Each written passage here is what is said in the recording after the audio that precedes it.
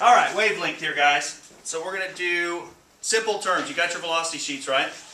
Reference data sheets. We're just going to do an easy one. Give me an easy one. The first one on the sheet there says what?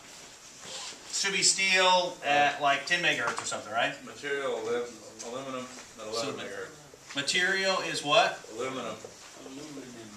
Aluminum. Aluminium. And the frequency is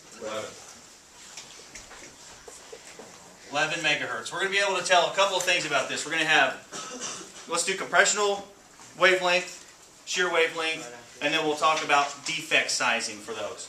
So, aluminum, compressional velocity of aluminum from your reference data sheet is 250,000. 250,000 inches per second, right?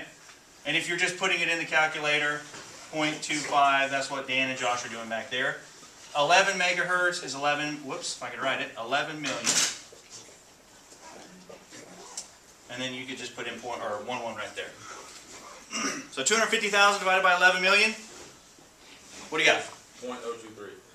What are you scared to talk on camera, Drew? 23 thousandths? Okay.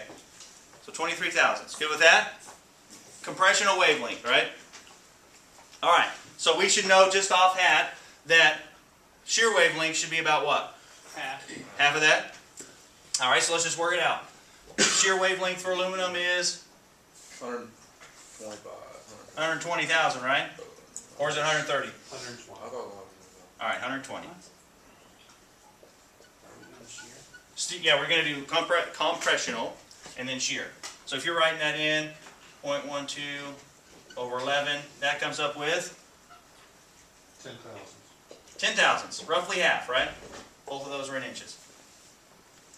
Okay, so in theory, like we said before, you can see what? Half a wavelength? So we can see down to what? What's half of 23 thousandths? 11 and a half? So we can see down roughly to 11 and a half, but we know practically only 12 thousandths, right?